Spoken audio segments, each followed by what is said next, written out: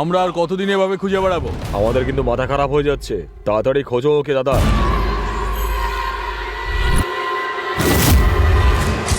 একে তো দেখেই মনে হচ্ছে যে শুধু এখানের ডক্টর কেন, কোনো বিদেশি ডাক্তার এর ব্যাপারে এইটাই বলতো। মানে ডাক্তার দেখিয়ে এর কিছু করা যাবে না।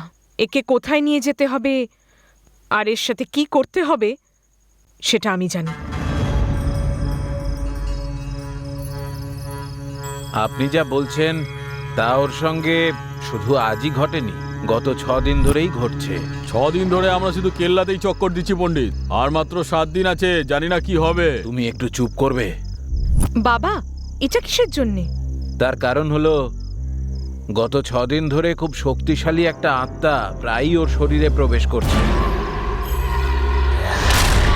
আর সেই ওকে দিয়ে এইসব করাচ্ছে। ওই আত্মার থেকে কোনো বিপদ নেই তো? ওর কি সমস্যা হতে পারে? আত্মা কেন ওর পিছনে পড়ে আছে, ওর শরীরেই কেন বারবার প্রবেশ করছে, সেটা জানা কিন্তু এত সহজ নয়। মিলন, না, পাইনি। এদিক দিয়ে যদি যাই,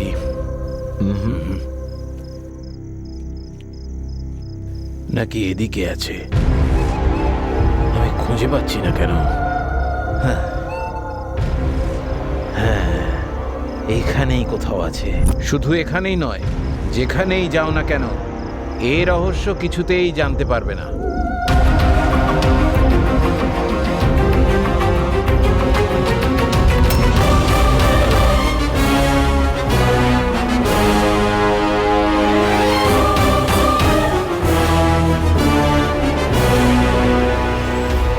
Yes! এটাই সেই জায়গা যার সন্ধান আমরা এতদিন ধরে করে চলেছি। শেষ পর্যন্ত আমরা খুঁজে পেলাম। 6 দিন ধরে আমরা যেই জায়গাটার সন্ধান করে চলেছি, অবশেষে তার সন্ধান পেলাম। ইনশাআল্লাহ পণ্ডিতজি, আপনি এটা করে দেখালেন। যেহেতু এ এক অতৃপ্ত আত্মা, ও মানুষের শরীরে প্রবেশ করতে চায়। নিজের কার্যসিদ্ধি না করে সেই আত্মা ওর পিছু ছাড়বে না।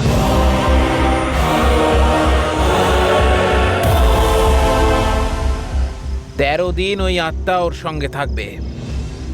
কিন্তু একটা কথা আমি আপনাদের জানিয়ে দিতে চাই, ওই আত্মার কাছে তার কার্যসিদ্ধির জন্য আর 7 দিন রয়েছে। 7 দিন বাকি আছে? রফিক, শফি, মুরলি, আজ সন্ধে ঠিক 7টার সময় তোমাদের 7ম দিনের কাজ, যা আমি বলে দিয়েছিলাম, তা শুরু করে দিতে হবে। ঠিক আছে দাদা। হয়ে যাবে পণ্ডিত। তবে হ্যাঁ, এই 7টা দিন ওর জন্য কিন্তু খুব বিপজ্জনক। 8ম দিন থেকেই আমরা সবাই আমাদের সব স্বপ্ন সত্যি করতে পারবো, যা ইচ্ছে তাই করতে পারবো। কিন্তু আমাদের এই 7টা দিন খুব সাবধানে থাকতে হবে। মনে রাখবেন, আপনাদের আগামী 7টা দিন ওর খুব বেশি করে খেয়াল রাখতে হবে।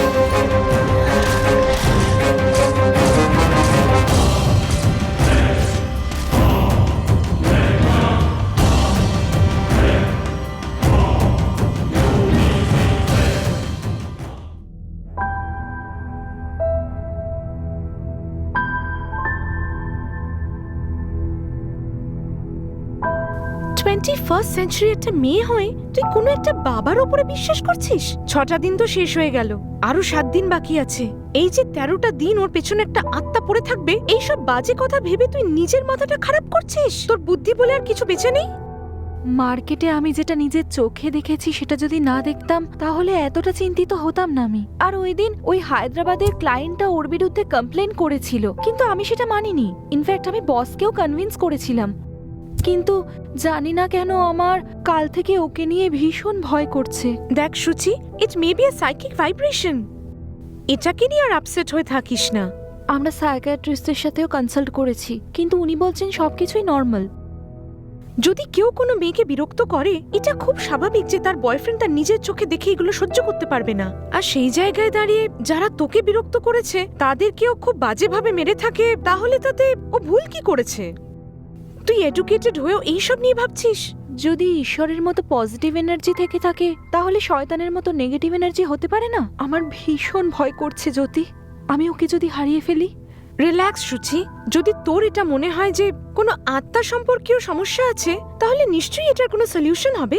দীপুর সাথে তুই কিছুদিনের জন্য কোথাও একটা বেরিয়ে আয়।